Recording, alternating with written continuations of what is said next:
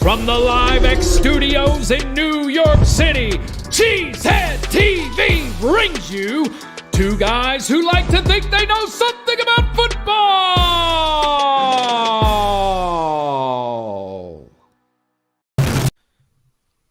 Good evening, everyone, and welcome back to Packer Transplants Live. I am Aaron Nagler, and joining me, as always, is my co-founder here at Cheesehead TV, Mr. Corey Behnke. I'm coming to you live from the podcast studio in Midtown Manhattan. Corey joins us live across the street from Lambeau Field in Green Bay, Wisconsin, and we are ready to talk some Packers. What do we have on tap today, Corey?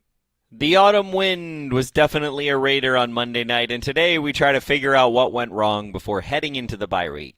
But right now, it's time for the good, the bad, and the ugly. We got the good. We got A.J. Dillon finally trucking fools on the way to his end zone. We got the bad. We got Jordan Love throwing interceptions. We got the ugly. We got Matt LaFleur, whose team is a mess. Matt's got a lot of work. Got a lot of work ahead of him prior to the bye week, heading into the bye week, through the bye week, coming out of the bye week. A lot of work to do. Corey, that was an unfortunate game to head into the bye week with. I don't like losing heading into the bye and having to stew on it for like 2 weeks. No, I'm not a fan. Not a fan, Corey. Not a fan. But you know what I am a fan of? What's that? That's right. Little carry the G, baby. Nice. I'm going to actually start drinking after this show, so I'm going to wait. That's good. Probably a good call.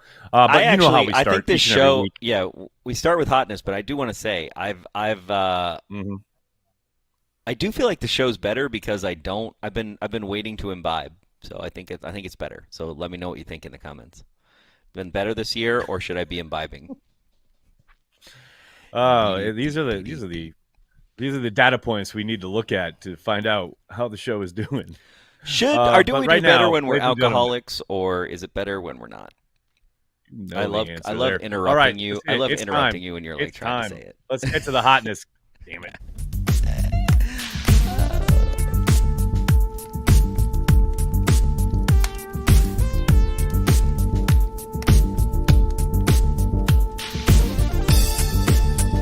Oh yeah. For the hotness. That's right, ladies and gentlemen. Even after a loss, there are plenty of plays that you can point to, moments, things that transpire, and you can say, oh, damn, that's the hotness. And there were a few contenders this week, but I'm going with Rudy Ford's interception for a couple different reasons. Not only did he do a great job of undercutting this throw, it's a poor throw, no doubt about it, but undercutting this throw and utilizing his physicality after the catch, and the fact that the pressure in Garoppolo's face basically is what makes him throw this, but also for the fact that if Rudy Ford doesn't pick this ball off, Rasul Douglas will. Look at Rasul drop off his guy up there, and it's like he would have picked it off too. Like Garoppolo should be charged with 2 interceptions on this play because 2 dudes would have picked this off. But now you see from the end zone angle here, you got Ford breaking. Now look at the pressure. Like, that's it. He sees 2 dudes coming at him, and Garoppolo's like, ah! And then he just chucks it. And that's an interception. If we would have got one more interception, we would have won, by the way. Just one more. That is true. That is correct. That is true. Their lack of getting another turnover certainly hurt them in this regard. Tough game, man. Tough game. I'm trying not to dwell, trying not to stew, but it's hard. It's hard. That's a tough one, man. That's a bad football team in the Raiders, and we just lost to them. And pretty much tells you that the Packers aren't a very good team at the moment. Now, what you are on October 11th is not what you're going to be in January when the season is over and your record is tabulated. But right now, sitting here early October, Packers are a bad football team. I don't think you can argue that. I would argue that we're not bad, though. I don't think we're bad. God bless you. Let's get to Packers news. We're not. Packers here's the news. thing. Here's the thing. I was going to wait till defense, but we're not bad from a statistical standpoint. Well, and you remember what Mike McCarthy said. Statistics are for losers. So, it's hair of the dog or whatever, I'm just saying, like, we're not statistically bad. So I just love how people are like, okay, I'm being honest, I'm being objective, but if you are, the data points don't point to that. So also we've been within striking distance on both losses, 3 losses that we had. So I don't know. I'm a little more positive than other people. Well, I won't call that Detroit game within striking distance, but I hear what you're saying. We're not going to beat Detroit this year. Here's the thing, like, we are not going to beat Detroit this year, okay? Like, that's not happening. Probably. Detroit never know, is but probably. I mean, I hope we do, but I'm okay putting that in the loss column right now. And also, the other thing I like to say, and it's in October, is to the point of, like, you're not as bad as you are because it's when it all gets tabulated. Say what you want. I know you're going to say the Raiders are the worst team in the NFL. We talked about this in Happy Hour last night, but we don't know. The Bears are the worst team in the NFL. We know that. That's true. But we don't know how bad the Raiders are, just like we don't know how good or bad we are at this point in the season. Well, yeah. I mean, yes, correct. Right now, though, playing a football game, the Packers aren't very good. I don't think that's telling tales out of school. I don't think that's being negative. I just think that's objectively true. I mean, they scored 13 points against one of the worst defenses in the league. I'm sorry. That's a pretty bad football team. Well, a bad football team, bad offense. So, just quibbling. Also, our special teams is the best it's been in a decade, by the way. Maybe they were better on 2 Sunday. decades. Or Monday. Maybe 2 decades. They were better on Monday night. 2 decades. I'll give them that. Maybe 2 decades. Better on Monday. Also, Kurt Behnke can fuck right off. I'm just going to say that just to start the show. So I never really liked him. Everybody liked Kurt Behnke, and I never really liked him. I always wondered why Packer fans liked him so much because he wasn't a very good quarterback, and I feel like he was kind of thirsty. And what he said about Matt LaFleur is thirsty as fuck. So it's clear how thirsty he actually is about life in general. So getting to Packers news. Quay Walker and Darnell Savage have avoided serious injury. Hopefully. I mean, we'll see. You never really know with the way they are so cagey about injuries these days, but LaFleur did indicate Walker with a knee injury, Savage with his calf injury should be somewhat, I'm not going to say like able to bounce back right away, but the indication was there's a chance both of them could be available against the Broncos after the bye week. So if you're going to suffer a not serious injury, the week before the bye week is the time to do it. Hopefully they get Walker and Savage back out there in 2 weeks' time. And then just a little bit of house cleaning here. The Packers released Patrick Taylor after his 5-target performance on Monday night and re-signed Justin Hollins. Just basically shuffling the deck, so to speak, at the bottom of the depth chart and or the practice squad. But that clearly was the move they made prior to this game so they could utilize Patrick Taylor. And now he is most likely going to be, I would suspect, brought back onto the practice squad. But we'll see. And if he is, that would reset his ability to be brought up 3 more times, which is that's crazy. I was wondering that actually. Yeah, the poor guy. It's like the only reason they're. It seems like the only reason he's that getting paid, he's getting to play. I don't know. All right. I mean, you kind of run. I mean, I'm not saying like it's just sad. It's like what is it like? The pass protection, it must be the whole thing, right? It just must be, hey, Emmanuel Wilson can't pass protect, so we're going to keep Patrick Taylor hanging around. Yeah, right. That's 1,000% correct. But it's interesting, though, because they haven't really had a lot of explosiveness out of the running back position between Dillon or Taylor, but Wilson can't get a sniff. I mean, I think, what did he have, 1 carry the other night, and Max Crosby absolutely lit him up, but it's just like it's clear they don't trust him in that regard because they are desperate for some kind of athleticism or even just any kind of quickness out of the backfield, and they just have not given him a chance at all. And I got to think, to your point, Corey, that's probably what they're dealing with internally as far as, can we trust this kid in pass pro? If something were to present itself and we had to change the play, is this kid going to be able to not only do it, but is he going to be able to recognize it? He's going to know the A, the calls, and B, when the bullets are live, is he going to be able to adjust on the fly? Clearly, the answer right now is no, or otherwise I'd probably be giving them more of a chance. Speaking of the offense, Jordan Love, darling of the Packers fan set about a month ago, Whoo, baby, the pitchforks are out after that performance on Monday night. And like, let's be clear, Jordan did not play particularly well. I talked about it on Daily. I don't kill him for 2 of the interceptions. I think the first one is egregious. The first one is terrible. But the second one that he's trying to throw to Watson, you need a much better route from Watson on that. And the third one he throws, you probably need better effort from Watson. But I do, understand it's the end of the game. He's trying to let his guy go make a play. And he did see Watson most likely with his hand up flying by the corner. Unfortunately, there was pressure in his face. You'd probably, hindsight being 2020, you'd like Jordan to just toss it up while he's getting hit rather than try to avoid that pressure. Because you do see Watson come open pretty quickly there. But, I mean, that's splitting hairs. But overall, yeah, Jordan, tough night at the office. No doubt about it. And you've seen a lot of kind of ups and downs already with Jordan. But, hey, Corey, I know we've talked about it here. We talked about it all summer long on Packers Daily. This was expected. If you thought he was just going to come in and light it up and be amazing with this supporting cast, in this system, with it, you know what I mean? Like, there's a lot of levels to this, and I don't know what people were expecting other than exactly what has transpired. Like, he looked really nice, really good coming out of the gate. Now he's struggled these last couple of weeks as defensives have started to adjust with tape on him, etc. And this is the chess match throughout the season, right? I suspect coming out of the bye week, he will look much better. I think getting Aaron Jones back in the backfield will help exponentially for everybody involved. But yeah, Jordan definitely kind of going through it right now. And the people who are ready to like cut bait or tank for another quarterback or whatever, you are safely tucked in my mute and or pay no mind list, because there's a lot of ball game left. And I think you saw the promise with Jordan early in the season. You will see more of it as the year goes on. Certainly a tough performance on Monday night, though.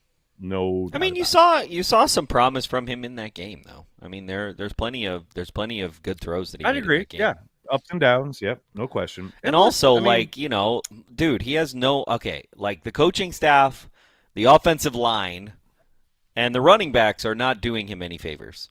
So, right. And the wide receivers are young. Well, right? It's like Christian Watson, bro. You cannot wait to fucking catch the ball. Like, go to the ball, bro. Get the fucking ball. Shit fucking wears me out. That's my ball, man. It's literally like this. Like, I'm waiting for the ball. I'm waiting for the ball to come to me. It's lame. Yep. I don't like it. Yep. Go get the ball, man. You're football. But to your point, my Christian Watson impression. I do think it's a pretty good one. That's not bad. Hang it in the Louvre. I will say, to that point, though, it's kind of funny when you look at the offense through the prism of the fact that Jordan Love knows the offense. He's been in the system for 4 years, right? I do think people kind of forget this. Like, he's dealing with a lot of other moving pieces who are just learning the offense as they go. And, of course, they've been, together through the spring and the summer, preseason, etc. Now the year has begun, and he knows the offense. It's everyone else around him that is just like, where do I go? Oh, what am I supposed to do? Do I cut it off here? What do I do when it's cover 3? Like, it's everyone else on the fly. Jordan knows it, but he's like, he has to throw the football at some point, and he has to make something happen. I'm not surprised that, again, like we talked about, that teams have starting to take stuff away.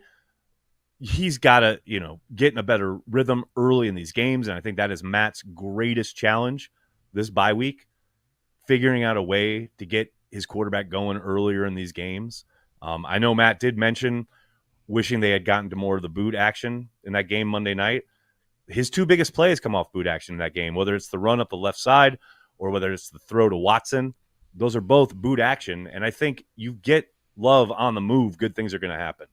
Plus, it allows you to get him away from basically a launching point for the opposing defense. I mean, how many times are we going to watch Jordan Love drop back and these premier pass rushers go, oh, I know exactly where he's going to be, and be able to just tee off on the kid? So, again, there's a lot going on here, and I do not envy the job LaFleur has to, the work LaFleur is going to have to do to right this ship, so to speak. But I think Matt's in a good spot. He's just got to get more consistency out of the guys he's asking to execute his offense. That's where I'm at. I mean, the best. I people are like somebody when I put my like little offensive line, like offensive play calling in Right. Twitter. People are like, "We're watching the game." We Yeah. know it's really I do that for myself, to be honest with you. So like this drive right here, Dillon, Love, Musgrave, Dillon, touchdown. 6 Dillons, a Love, and a Musgrave. That's bingo right there. That's I like poker. That's a full I house. like it a lot. So I need more of that, Matt. I need more. I need more of that. Well, hey, speaking Also, of Dillon, throw a slant in AJ there. Dillon Throw a slant got in on there, track. too, by the way. Yeah, throw a slant in there. I'd like that. But Dillon got on track a little bit, and it's amazing. Now, yes, it's a poor run defense, but look what happens when you can actually maybe block a little bit.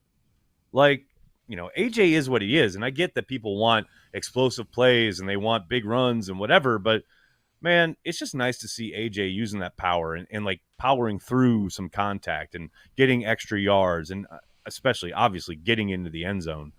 It was nice. I was very happy for AJ to kind of exercise some of these demons from early in the season where it's not all his fault. It has not been all his fault. No. Like, yes, there are some certain plays you can point to where you'd like a better cut or you'd like him to keep his feet, etc. But man, Dillon can still get it done if you give him the opportunity. And I think we saw that on Monday night. One other thing we saw on Monday night on the offensive side of the ball was the pistol formation, something that we haven't seen a ton of out of LaFleur and company. We did see it that year when Rodgers hurt his calf. The Packers This had to season go to the we've been pistol seeing because it a Aaron lot. basically Yeah. couldn't move. We've been seeing more of it, but like we saw, I thought, an uptick of it on Monday night. Oh, really? 7 I feel like snaps last in week total. and this week. Yeah. Yeah. Or Well, it's and that it's- pistol. Last week we were seeing that pistol wrinkle where Well, it I was was with like, what is that? A wrinkle with the guy next to the quarterback and the, back behind exactly. him. But it was interesting because this week there was plenty of like pure pistol, like where the quarterback's in gun and the back is behind him. We saw it a lot with AJ Dillon. And what I thought they did a really nice job of is using the running back. Now they ran out of it a couple times, but they also used it on play action. And what it did was give AJ an opportunity to run into the pass pro. Like it was really kind of, I just like the idea of, okay, we can use this extra body. Yes, we're doing pass protection, but sometimes in pass pro, the guy leaks out or whatever. But look at this. Like, first of all, DeGuara goes in motion. Now look at AJ go immediately to his right.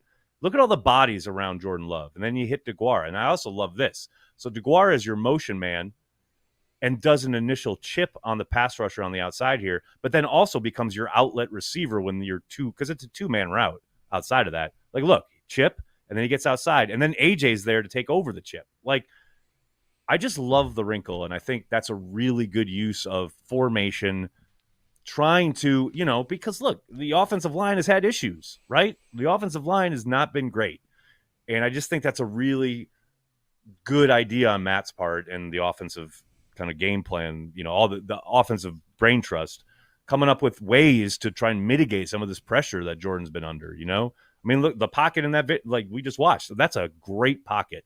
You have all day to survey the field. There's a wall in front of you. Okay, that 2-man route, it's pretty covered on the back end. I'm going to hit my outlet receiver, 19-yard gain.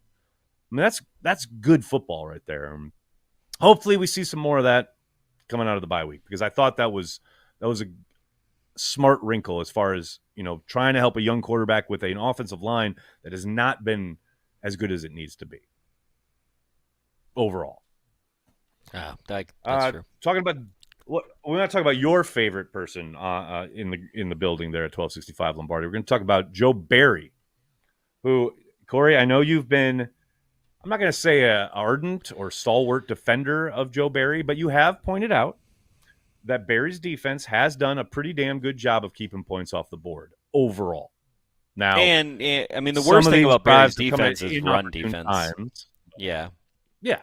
The worst thing about the defense, statistically, is the run defense, and I don't know that that's Joe Barry, but yeah, I mean, we said this last night in Happy Hour. It's like you don't like that we're not a press team, and guess what? There's a lot of non-press teams out there that are pretty good defenses, and the defense did its job. But yeah, I'm not sick of the Joe Barry hate because I'm not really a Joe Barry apologist, and there's nothing. I don't love Joe Barry as a coach. I think he's a good guy, and I think that I think that he's a good. I think that he is a linchpin for Matt LaFleur, right? So that, and even Matt said, like, we didn't do good enough. Like, the defense is not the problem if the offense doesn't score. And I think people dwell too much on what they want to see from the Packers defense that, honestly, you really haven't seen a press team since, like, 1998, right? Like, I mean, maybe 99 is the last time we really played press in a real way. Oh, well, I don't know. I mean, I think the Al Harris group, that team like the press. That team, no, it was post-Slowick, but they like to press, Al Harris, Dom Mike Capers McKenzie, didn't really press that much. Not a ton. He did more than Barry does. But I mean, look, Barry is the least of the team's problems, is my point here. Is like he has gotten almost, not totally, but almost no help from the offense in most of these games. Like, not everyone, obviously, but most of these games, Joe Barry has been keeping them in it. I mean, the Raiders have 10 points heading into the fourth quarter on Monday night.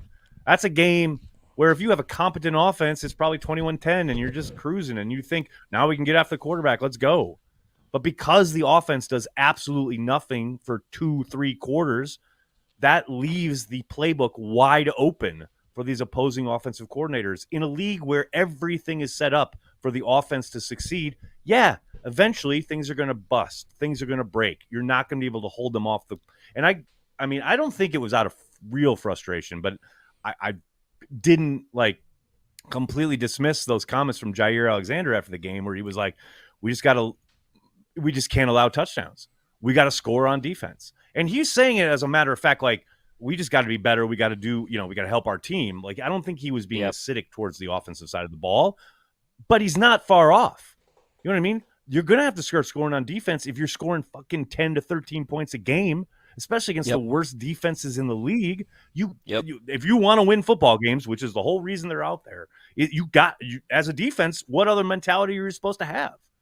So, yeah, the Joe Barry stuff, like, I get frustrated in the moment. You know this, Corey, as my partner here on watch parties every week. I get frustrated at style of play stuff. That's, completely immaterial to the fact that Barry's defense, for the most part, has played winning football, i.e. games you should be winning with their output. Like, I don't think that's crazy. I don't think that's an insane statement. And I know fire Joe Barry thing is fueled in a lot of play style stuff, but also results from last season and, things that we've seen go completely awry. I don't dismiss it. I don't say it's invalid. But right now, Joe Barry is the least of this team's problems. That's my word heading into the bye week. That's what. No one on Twitter thinks that, by the way. No one. I'm well aware. Like, definitely know that. Like, if you took a poll of Packer fans, I feel like most of them would say Joe Barry is the problem. Mm-hmm. Yeah, which is crazy. I think that's a popular refrain. It's certainly, popular on Twitter and the YouTube comment section at times, specifically during games. Yep. Who had a really good night on Monday? Not a lot went right on Monday night. Not a lot of great performances, but who had a really good performance on Monday night? Rudy Ford. Rudy Ford had a really good game, and I know people are going to kill him for that touchdown they gave up in the red zone. But I will say, Lucas Van Ness is pretty clearly supposed to, drop there and hog that lane and make it so that the quarterback can't throw that slant. Man, you go watch that game again, and Rudy Ford is everywhere, and he's being physical as hell. And there was one play in particular where he rode Jacobs out of bounds. Like, he was in the hole, and Jacobs tries to bust it outside. And we have seen plenty of times in the history of Green Bay where the safety has done exactly what Rudy did as far as being in the hole at the right time, and the back busted it outside, and then, there's a 15-yard gain, because there's no one there for contain and the safety's out of position, whatever. Rudy not only stuck with Jacobs, but rode him physically out of bounds for no gain, all the while trying to get the ball out. Like that, and that was, to me, that was obviously we showed the interception before, but he had plays like that all night long. and he's never going to be mistaken for an all-pro. I'm not saying he's going to be in the Hall of Fame or anything like that, but he played a damn good football game on Monday night. And I just wanted to make sure people were aware because, man, we hear and see so much negativity around the performances after a loss. Just wanted to give him a little love because he played his ass off against the Raiders. I mean, somebody has to with Quay out. Well, seriously, I mean, I just hope he's back in time for the Broncos. Hey, I can't handle it. Also, I got a question, Corey, and maybe you can help me here. You are in close proximity. Perhaps you can walk across the street and ask somebody. When are the Packers going to pay Rashan Gary? When is this? I mean, what does this dude have to do? Another big sack on Monday night. Finally not playing with a pitch count. All the dude does is dominate. But the price is only going up. When will the Packers pay Rashan Gary?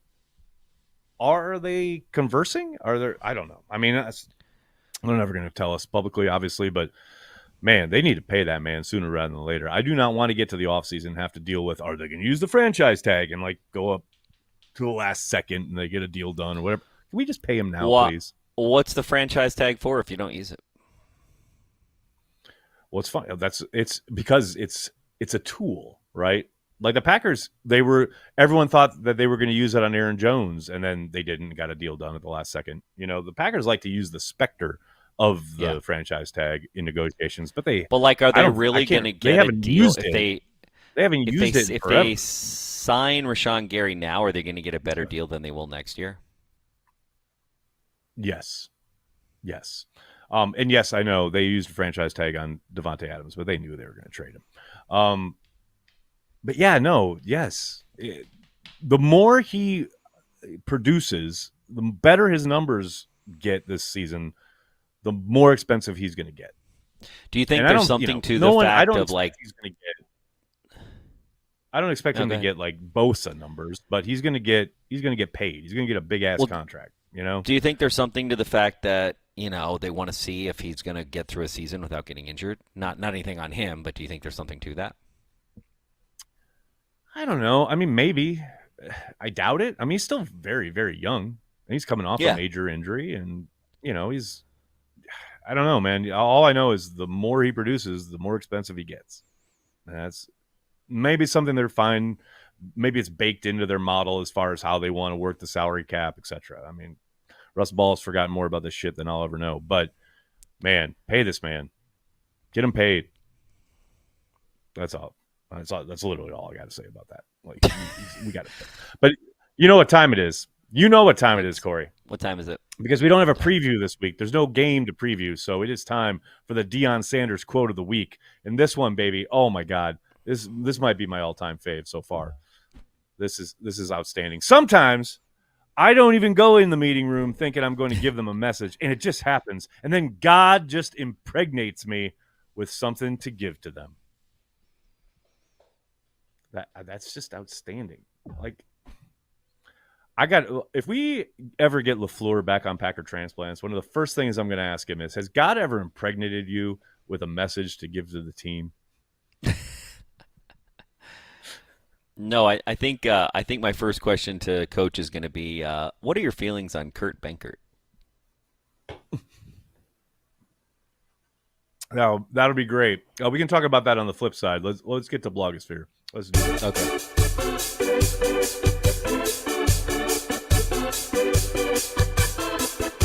This week in the Packer Blogosphere.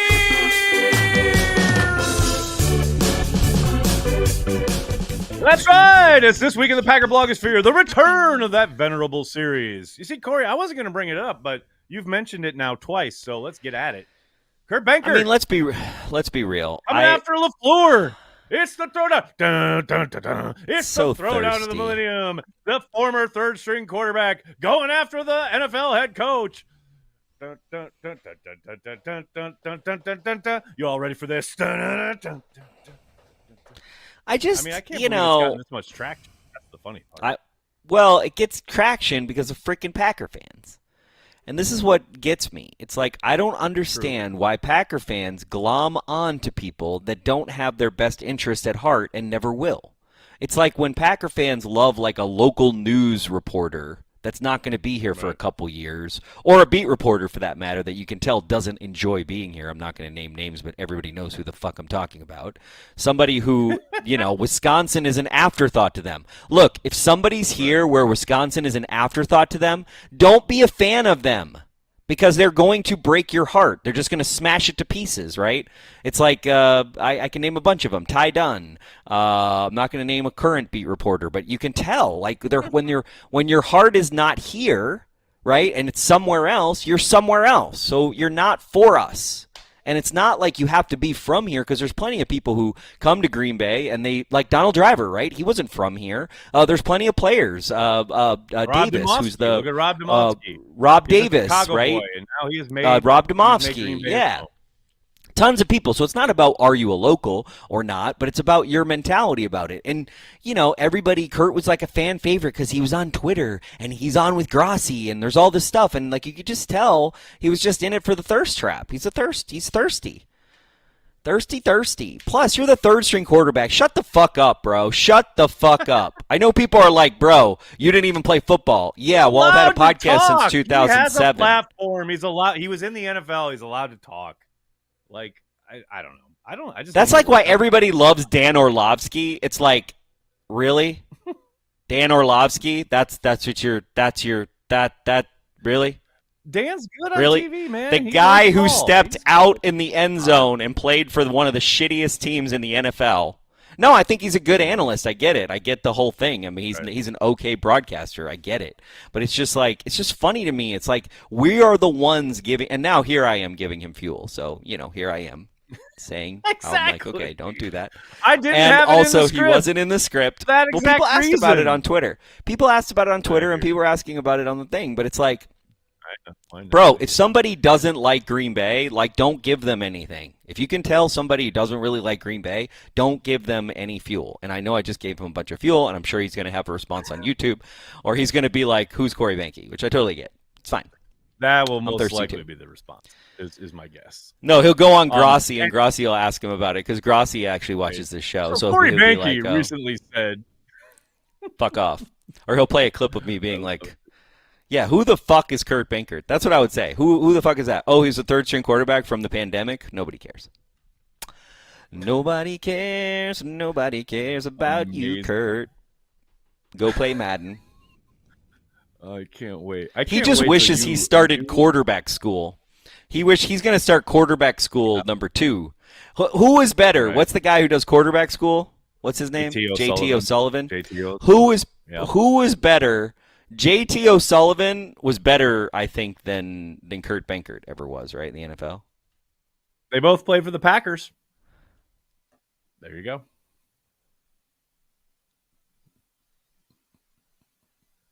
I got nothing. Did I just blow your mind? No, I knew that. Hey, seriously though, folks, if you want to give Corey Behnke a piece of your mind regarding Kurt Benkert or any other topic, you can find him at the Carry the G launch party at Revere's on November 3rd. Celebrate Carry the G at Revere's November 3rd. Corey will be there. It's going to be a lot of fun. Revere's is in Delafield, I believe. Delafield, Wisconsin, near Milwaukee. We will have more information as we get closer to the event. And we might have some local celebrities there, by the way. And I am not counting myself. I am not as thirsty as Kurt Benkert to possibly call myself a celebrity. But we might have some local celebrities to be announced. And also, we're going to have a really big giveaway. I'm not going to tell you what it is because I still am going. Big giveaway. I'm still going back and forth. It's a really big giveaway, and I'm still going back and forth on whether I want to do it. But, yeah. So you want to do it? Stop. I mean, I want to do it, but it's lots of money, so it's out of my pocket. So I'm like, okay. Do I want to give away hundreds of dollars? Large. I don't know. Oh yeah, I'm rolling so large. large, bro. You'll be fine. You'll be fine. But yes, please, okay. please, Okay, please come to. Oh wow, we lost. Oh snap, shizzle, mandizzle. We lost some supers. Okay. I'll just pull him. You know what I'll do? I can pull him from YouTube, so that's cool. Yeah, and Joe in the chat makes a good point. In Delafield, you'll know it as Wells Street Tavern. I did see that on Google, but Revere's is what the owner calls it, so that's what I'm calling it. But Wells Street Tavern, do it, people. Come on in. Corey Behnke will be waiting for you with some Carry the G for you to purchase and enjoy and have a great time. And tell him about all your feelings regarding Kurt Benkert and the Green Bay Packers. I mean, that's why we show up for the fans, you know? That's why we do what we do. That's right. Uh-huh. All right, so do we have Super Chats or no? Yes? No? We want to talk to the fine people? Well, yeah, I'm going to display read them. But we have them. There. Well, I can't see them. On the fan funding. Well, you don't. Got it. Yeah, it's like basically we were in the social, and now they pulled. I got a Mars, and then I don't see any before that. So I'm really sorry. Normally, there was some kind of error on our thing, and even in YouTube, I think it's a YouTube error, by the way, because I'm like opening the YouTube chat, and I can't go. Will Peter Bukowski be at Revere's? That's hilarious. I don't know. He wasn't invited. He wasn't invited, but that doesn't mean. Oh, here we go. I'm in fan funding. All right, sweet. Okay, I got them all, you guys. We're not going to be able to display some of them or any of them, but I'm going to get them all. YouTube has this really cool feature, and I got it right now. So, Mimsy, thanks for the super chat. Packers piss is as hot as a refreshing Carry the G. So I think you're saying it's cold there. You mean it's cold? I get it. You mean it's cold, right? I get it. Thanks, Mimsy. Appreciate you. Brother Love, thanks for super chat. Least we had the better brother of the two kickers. Better brother is hard to say, by the way, but we did have the better brother. Carl Van Beckham, indeed. Thanks, Super Chat. There are 12 games left, folks. Remain calm. A lot of ball game left. I'm calm, dude. I don't know about you, but I'm calm. Uncultured Barbarian, thank you. Many Packer fans, especially the younger ones, are beside themselves. Us old heads are like, do you want to know how we got these scars? Do you want to know how we got these scars? I love you, Uncultured. Never change, brother. That's so awesome. Who does Corey hate more, Jim Leonard or Kurt Benkert? Let me see. Oh, Jim Leonard. Come on. Jim Leonard is a terrorist. You know this. Jim Leonard is dead to me now. He's just like, who is Jim Leonard? He's become the who is Jim Leonard, though. Because, he doesn't even have a job. Like, how can I hate him? You know what I mean? It's kind of hard. And I don't really hate Kurt Benkert. I'm just like, bro, the little clout you had with the Packers, you just lost by doing what you did, by the way. So good on you for pulling a tie done in 2023. Good job, buddy. Oh, Tommy Brown. No. That's not true. That's not true. What's not true? He didn't lose clout with the Packers fans who agree with him, of which there are plenty. All you got to do is peruse the internet. You know, who didn't lose clout? No, there are people. Benkert. Oh. Like Jim. I was talking about losing clout with the Green Bay Packers. Like, bye-bye. Oh yeah, well, like the organization. Like, yeah. Yes, yeah. like 1265. Yeah. You're not enemy number 1. You're like enemy number 3000. But but you're an enemy. You are an enemy now. It's over for you, buddy. You're never gonna be the John Kuhn that you could be. Tommy Brown, thanks for the super chat. Best guest, what does the 2024 running back room look like? Jesus, 2024, Tommy. Thanks for the super chat, but it's very different. Very, very different. Patrick Taylor is going to be the starter. Can we Carl beat Van the Broncos, Beckham, please? That's what I want to know. Carl Van Beckham, thanks for super chat. Our receivers should watch the Favre Packers versus Oakland game after Favre's dad died. Our receivers were fighting for every single Favre throw. Yeah, Robert Ferguson, Wesley Walls, Javon Walker. That was a fucking game, people. Let's go. Do we sell more Carry the G after a win or a loss? I don't know. We haven't gotten to all the places, so we don't know. I would say we sell more on a Packers home game than an away game. So I think win and loss matters less than home versus away, to be honest with you. Also, I have a really important meeting tomorrow that I'm very excited about, and we might have an announcement. But what's really funny is we won't be able to announce it until next Packer Transplant, so 2 weeks from now. So I know, just hold on to your hats. We won't be having a Packer Transplants next week. There. Nope. That's the announcement. No Packer transplants. No. That's the announcement. But I'm gonna have a better announcement. Uncultured Barbarian, thanks Super Chat. Today on Behnke on the Beat, Corey takes Paul Allen to task in a rap battle. Later on Brandy and the Barbarian, we got nothing. Carry the G. I would destroy Paul Allen in any contest you wanted me to do, except for a fight because I'm a lover, not a fighter. And I still think I would beat him in a fight. But other than that, broadcasting, toothpick dominoes, you name it. Name anything you want me to beat Paul Allen on, and I guarantee you I can beat him because I don't even understand how that guy has a job, honestly. Well, no, I can, because the only team that would hire a guy like that has never won in their life. So it makes sense. It literally makes sense. If you're not a winner, you're going to hire a Paul Allen. That's what you're going to do. That guy's trash. Justin, thanks for the super chat. I wouldn't dismiss Bankert's comments as just a practice squad guy who's salty. Said he thinks the offense is outdated, and 12 has been critical of it in the past as well. I don't think it's nothing. Okay. I thank you for the super chat, Justin. I hear you. I hear you. Here's the thing. Can I speak for a second? Just a second. As I told Andy yesterday, I think his comments are valid. Like, he's allowed to have an opinion both about LaFleur and the offense, right? The difference is that LaFleur is dealing with a million different personalities, a million different people, both within the organization, like players, personnel people, etc., like trying to win football games, etc. The thing about the offense, is it outdated? I have no idea. I have no idea how it's run or what they're doing or what concepts they're utilizing. I know Kurt has talked about it on his YouTube channel, and I do not doubt for a moment that 12 has his criticisms of the offense or whatever.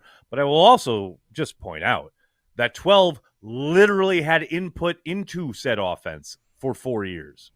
You know, it's not like, as Matt has always pointed out, it's not like it's Matt LaFleur's offense. It's been an amalgamation. It's been a combination. So I get what Kurt is saying as far as, like, and I again, everything he's saying is valid because that's his viewpoint and that's his experience. No doubt about it. I completely understand. But at the same time, Matt is trying to win football games and dealing with a million different things. And if he's got a bad relationship with a third-string quarterback, I can't use that as an indictment on, oh, LaFleur is just behind the times. He's running this outdated offense and he's being snippy with a third-string quarterback. Like, what are we doing? What on earth are we doing? I do not doubt, again, Justin, I'm not saying, like, I'm not dismissing his comments, but it's one dude way down on the totem pole who's not in the offensive meetings.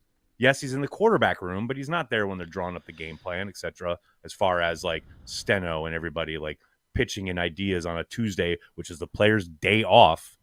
You know, I get Kurt's frustration and I understand, and it is valid, but he only has a sliver of a window into the process and what is going on when it comes to the creation of the offense, as opposed to the coaching staff. That's all. That's my only point.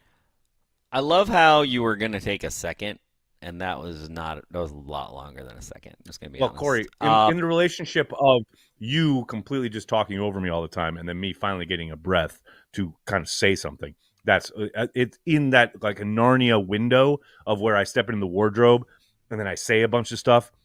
And I go like the children who go and become kings and queens, and then they come back through the wardrobe into real life, and no time has passed at all. That was what that was. Okay. Okay.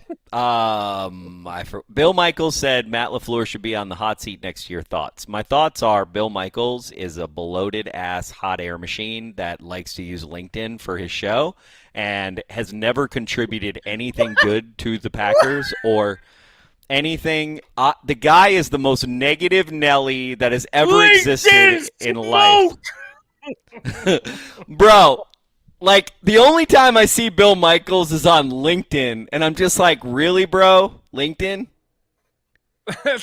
And then what's really funny is on his comment section, it's like the same dude. It's like the same Right. dude Right. making The one guy comment I'm over and been over again. watching, I get Who's you. like, I mean, Gotta fire Bill Michaels, Bill. Really, with Bill Michaels, have you ever listened? Okay, I have watched a team. Okay, and the sun is like beating down on my face right now. It's killing you. It's killing you right now. Yeah, the Lord is impregnating me with ideas. Bill Michaels, I have literally listened to Bill Michaels smear the Packers after they win games. And is always finding like the smallest ass little things and turning them into like such dramatic like bad thing. The dude he's a boomer. He's worse than a boomer. I mean, I love boomers. I don't mind boomers. But like, dude, Bill in his heyday was a negative Nelly. So what do you think he is now? Like, like I'm crabby. I'm a little bit crabby, but I'm going to be a lot crabbier in 30 years. And that's Bill. He's crabby as fuck. Oh, dear. Love Corey, but there's a lot of people on this side of the aisle. There's some serious issues with this team, but if someone rips on my team, they are automatically a fair weather fan. Why be positive? I don't think I ever said that. Wait. The words fair weather fan never escaped either of our lips. This is the perfect example of what I've talked about for so long on the internet. What? If we say something and you have an opinion about it or a perspective that is different than ours, totally fine. Completely understandable. But nobody, not a single soul, called you a fair weather fan. We just have a disagreement. We just have differing opinions, and that is fine. But don't get defensive and say, oh, well, they're calling me a fair weather fan. Oh, methinks the lady doth protest too much, because no one said that. Zero humans said that. Also, into like, microphones for you to hear in the last 15, 20, 30 minutes. Nobody said that. Listen to what we say, not what you perceive the reality to be. I also just think that, look, the Packers have problems. We knew they were going to have problems going in. We knew this. Yes. Like, it's a developing team with it's the youngest team in the NFL, and that's not making excuses for them. But what it does do is there's this thing called perspective, right? So if you anchor your perspective to what your expectations are and you don't put them in really high expectations, no. Do I think this team is garbage? No. Do I think it's as bad as Nagler thinks it is? No. But I can be wrong. I've been wrong before. I said Brett Favre didn't have that many sacks, or I said something that was outrageous. I say outrageous things sometimes. He was sacked 4 times in 1996. Yeah, I've said some outrageous things, and you know what? Hopefully that's why you come to the show. Hopefully you understand that I can say some. I try not to say too many outrageous things, and a lot of people bother me. Guess what? Most of the people that have bothered me, you can literally track, okay, this show since 2007, okay? And you can track when I couldn't stand Peter Bukowski, a year later, everybody couldn't stand him. It wasn't because I didn't. I'm like a canary in the coal mine, right? I'm just a canary in the coal. I just smell it first. I say something about it. It's fine. Like, it's fine. But guess what? Usually it comes out later and everybody else has the same problems I have. So I'm just sniffing out Kurt Behnke for being thirsty. If Matt LaFleur is outdated, we're screwed because he's literally one of the youngest coaches in the NFL. So I don't know how the F his offense can be outdated at this point. Doesn't make any sense to me because I'm looking at his offense and there's a ton of shit he runs that I've never seen before, so I'm outdated. So that's fine. But I just, like, bro, like, Kurt Behnke is not the answer to your problems, okay? Oh, Jesus. Wendy Vance, thanks for the super chat. The definition of insanity is doing the same thing over and over again and expecting different results. Okay, but what are we doing over and over again? This is what I don't understand. Okay, what are we doing over and over again? This is what I'm missing. What have we done in 5 games that's the same? Besides putting Joe Barry out there as a defensive coordinator, what have we done? Someone explain this to me. I'm sure they will in the chat. Do you understand? What have we been doing over and over again that's insanity? Playing 10 yards off on 3rd and 5. We're always going to do that. Yep, correct. But we're not expecting a different result. That's just the defense that we run. Okay. Amar, thank you, Wendy, for the super chat. Not trying to single you out. I just wanted to read that. I'll admit. Okay, here's Amar. Here's Amar. Okay, here's Amar with Barry. Let's see. Let's go, Amar. I'll admit. What's Amar admitting to? Barry wasn't the reason we lost, but I still hate his face, and I want him gone. Just want a new voice. Our offense needs to be more consistent. 74, 76, 50, 71, 75, 73, done with 71 at center. Oh, Josh Meyer at center. I mean, but who are you going to put in at center? That's the problem. Zach Tom, Elton Jenkins, a turnstile, all would be an improvement. A turnstile. Oh, turnstile. Man. Professor Flex. See, I should have gone to this chat right away. Relax. And if you can't, drinking helps. Well, Professor, I have not started drinking yet. And because I felt like everybody wanted rants. It's just that the things I want to rant about, I don't think anybody wants to listen to. Matt, thanks for the super chat. One never, ever want to be a sworn enemy to the Packers organization by Behnke. That's not good. No, it's not good to be an enemy of the organization. Look at me. Everybody said I was an enemy to the organization, and I have turned a new leaf in the last 4 years, and 2 of those years by being here. And I would say that a lot of people in the organization like Cheesehead TV, mostly due to Aaron, less to do with me. But I've been making up for it the last 2 years. So that's not true. No, but in the last 2 years, and again, it's about relationships with people. It's not about an organization, right? It's like, if you really think about the Packers, they are a group of people trying to do the right thing for the community. And every single human being that I've met that works at 1265 is that person. Where I quibble with some people in the organization is very minor things, but ultimately I feel like all of those people have the Packers' best interests at heart. I don't think anybody that works for 1265 is working against the Packers. But yeah, nobody wants to be an enemy of the Packers. You don't want to be on their bad list. I was on their bad list for a while, and trust me, you don't want to be on it. By the way, when Corey says he was on their bad list, that just means they didn't know who he was. Like, he wasn't on their bad list. Yeah, basically. I don't know about that. I think I was on a list somewhere. I remember getting side-eyed. I remember Packer Fan Fest getting side-eyes from Mark Murphy. I remember. Yeah, that's just him looking at us with, like, equipment going, who the fuck are these guys? That's all that. Yeah, why are these guys a bunch of weirdos? Who are those weird nerds? Exactly. I've seen the autograph nerds before. I love how I'm getting a little lens. I'm getting all this lens flare. I feel like I'm in a... You are like in an A.J. Abrams film. Yeah, I'm in. Yeah. Did you say A.J. Abrams? Who the fuck is A.J. Abrams? You mean J.J. Abrams? What's his name? J.J. Abrams, right? A.J. Dillon Abrams. Like A.J. Dillon? I'm in an A.J. Dillon movie. Mark J, thanks super chat. I usually don't like an early buy, but I think it's a good thing this year. I would agree. I totally agree. Not only for, like, traditionally you're like, oh, they can get healthy, but just to reset. Man, they're having a rough stretch here. It's nice to have a breath and be able to reset and be able to be like, okay, what are we doing with our offensive line? What are we doing as far as offensive game planning? What are we asking guys to do? Who should be where, etc. All of that. Perfect opportunity to kind of reassess and maybe hopefully change some stuff, because God knows can't keep coming out like they have the last 3 weeks. Can't do it. I think I fixed it. Yeah, I fixed it. Okay, we can't see Lambeau as much. Mr. Englewood, 77. Don't look now, but Blake Bortles' star is rising. Awesome. That's great. Corey on a shit list for the Packers? Totally plausible, LOL. True story. He's Soder. Libation-free Corey has a lot more edge. I do have a lot more edge. And when I go to the edge, I contain more. So that's nice. Devin Nowaki, please keep spreading the good word on Kurt, LOL. Thank you. Oh, and also that's their first super on a live stream. Thank you, Devin.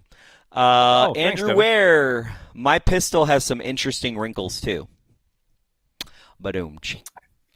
Sir, this is a family show. A dysfunctional it's family. Really not. But meanwhile, it can't be a family show if I've got that many F-bombs. Right. Like literally dropping F-bombs, just talking shit about everybody. Truly. Amar, you know who else is an ultimate hater? Rob Reichel. Oh my God, you're so right. Yeah. Oh my God. Like if you could take, honestly, Rob Reichel, Dennis Krause, and stop. Bill Huber. Just because Dennis. They're all the same person. Dennis and Bill. No, they're not. Dennis and Bill are awesome. Do not even begin to put them in the same category as Rob Reichel. Don't even do it. Do not even do it. No. Also, who's the other guy? Who's close. the other guy who is like, the MVS one? Mark, who came to see us in London. I was literally about to make this analogy. Okay, so Mark is, he covered Holmgren. He's been around forever. Mark's a good dude who's covered the team for a long time and thinks of football in a certain way. And yes, the whole how can you live with MVS question got blown up, and we all laugh at it. And Mark himself has been able to laugh at it and been like, yeah, it's probably not the greatest question, whatever, blah, blah, blah. Came to see us in London and be like, oh, what's up? I don't know if I would say Mark has laughed at it, because when he was on Cover 2, you wouldn't be able to ever admit to your mistakes and go up to someone and say, you know what, I used to be a hater, but you know what, I was wrong. I literally did that. Bro, I literally did that to Aaron Popke, bro. I literally told Aaron Popke, bro, I hated you for like 10 years, and now I'm okay with you because you came to the opening. Dude, I've done that like plenty of times in my life, bro. That's great. What I'm quibbling with, okay? What I'm quibbling with is that when I watched Cover 2 and Rob Domofsky made a joke about it, Mark did not laugh, bro. He was not laughing. He wasn't like, ha, you guys made a funny about me. I can tell you right now, when I say stupid shit, which is on the reg, I laugh my ass off at how dumb I am, okay? I'm down with it. I'm a self-effacing fool. I'm down. I'm not afraid of it. I'm not afraid, okay? But, I just think that there are a lot of people that cover this team. I think they're all good people, but I think, we need some fresh blood up in this piece. Really? Dennis Krause, Bill Huber, Mark Daniels? Really? This is the best of what we get. We're the most historic traditional team in the NFL, and this is the best we can do for our media. That's all I'm saying. I'm not hating on those people. I'm hating on the job. The job should be replaced by somebody else. Saying about Huber. Huber is like the hardest working dude on the beat who does more. You can be hardworking and not be that good at your job. It's okay. He's really good at his job. There's people that have high. There are people that have. Job is. There are people that have high effort and they don't make the team, Nagler. A lot of people have an enormous effort and they never make teams. I am aware. Yep. We can't all be Rudy, Sometimes you got to have the superstars. I'm not asking him to be Rudy. I'm also saying that, yes, his content might not be for you, but he creates great content on the regular for your favorite team and does a really good job of it for a very large segment of an audience that really enjoys it and really appreciates his effort. Like, I get it's not for you, but that doesn't mean he's garbage or bad or, should be replaced. Like, just because it's not for you doesn't mean it's bad. That's all I'm saying.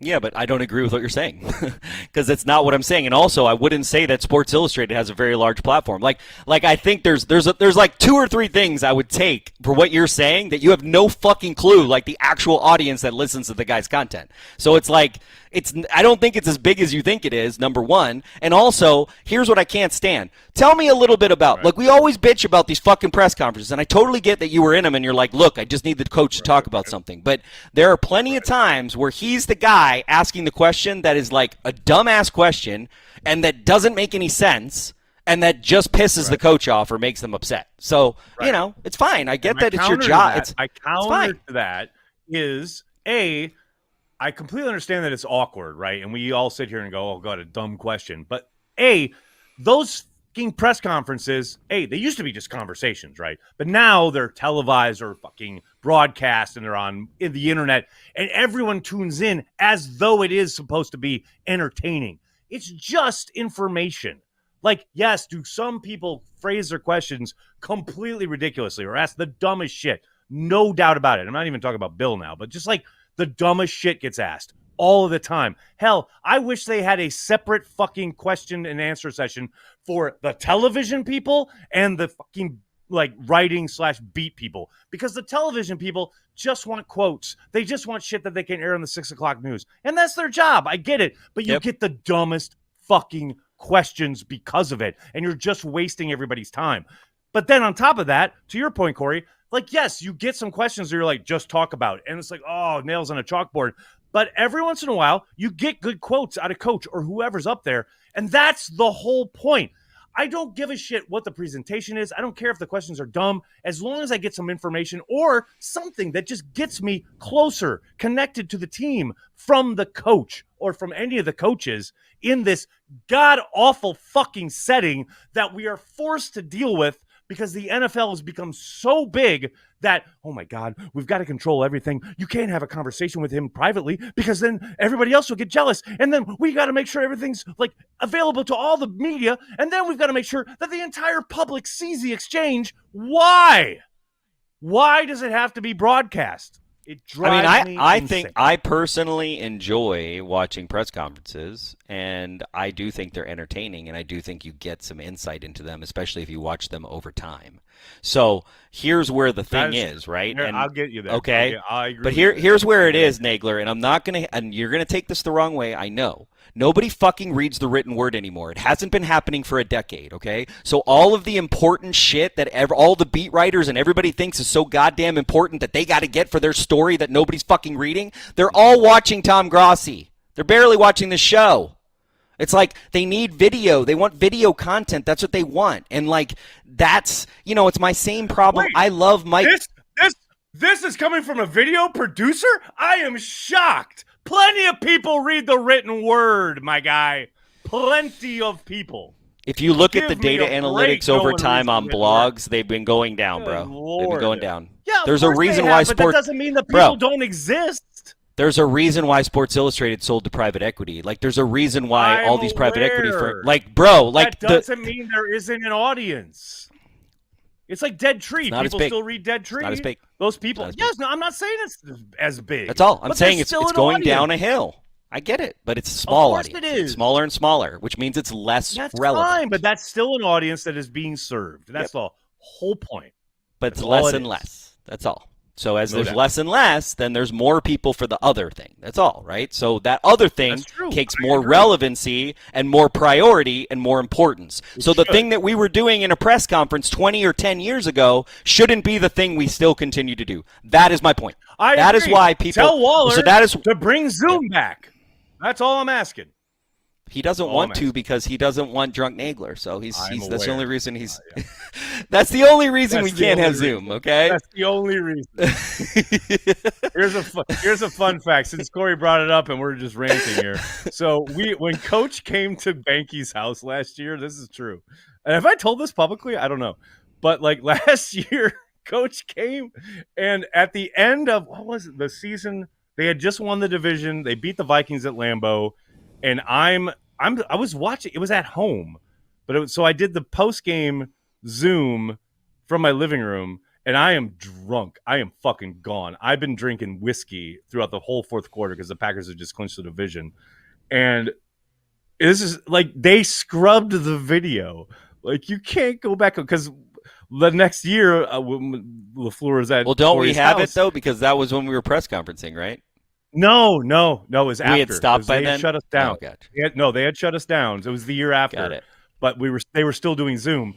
And I go, I asked something about Devontae. And Coach asked me, terrible. like at Corey's place, he was like, yeah, you were slurring your words. And I was like, I was not slurring. Because you know how when you're drunk, you're like, I gotta be over enunciating to make sure that people don't think I'm drunk. Like Coach is like, oh no, it was bad. You were really. I got off the Zoom and I literally said, how many a Nagler had? So I was horrified when he said this. And I went to Packers.com to try and find the video, and it's gone. Legit, if you try to find the press conference after the win over the Vikings to clinch the division, however many years ago, that video does not exist on Packers.com. Good times. Good times. I mean, that's good for Cheesehead TV, I think. Brian Costanza, being positive here. Okay, Brian, I appreciate your positivity. Thanks for Super Chat. We're going to clean this up, get better during the bye, get on a plane, and go mollywop the candy-ass Broncos. I like how I like where you're at. I like where your head's at. There you go. All right. Bucky Cheesehead, welcome to the Carry the G Club, buddy. Welcome. Appreciate you. I really appreciate it. Hope you're still here. Legless, thanks for the Super Chat. We all miss drunk Nagler. No, I don't. I actually like 2023 Nagler the best, honestly. I like our renewed sense of purpose. I enjoy it. Yeah, no, Drunk Nagler has his moments, but I will say, like, during the pandemic when we do drunk cheese like in the middle of the night, that was fun. That was a good time. But yeah, that's not coming back. That's all we got. Thank you guys for the Is super that it? chats. Thanks for the support. Appreciate it. Really appreciate it. And hey, speaking of support, shout out to all the Cheesehead TV Patreon members out there. Speaking of the pandemic, really kind of started during the pandemic. You guys have supported us on the come up, so to speak. Really, really make everything that we do possible. Cannot thank you enough. And Carry the G Club members. You guys here on YouTube, you're incredible. Each watch party is amazing because of you. And here on Transplants, so many people chiming in. Really, really appreciate you guys. Corey, you got anything else before we head out for the Corey bye goes week? to Revere's, and Jim Leonard is there. What does he do? I don't think I could pick Jim Leonard out of a lineup. So somebody would have to tell me. Maybe he would come right up to me. Jim would probably pick you out. That's my guess. He would pick me out. He'd be like, I played for Wisconsin. And I'd be like, UWGB, bro? Really? That's awesome. I love the Phoenix. They have a football team? Yeah, That's I love the great. Phoenix. They're great. Oh, you were a Phoenix? That's cool. Awesome. That's all I got. Awesome. Go Phoenix. Well, that'll do it for this episode of Packer Transplants. We'd like to thank everyone who makes Cheesehead TV part of their daily Packers routine. We are and will always be devoted to Green Bay Packers fans worldwide. I think it's a fluid situation, and I know you guys love it, especially Nagler. I can see you smirking at me right there. We're going to take it one day at a time, and it's going to be fluid, though. That's all I can tell you.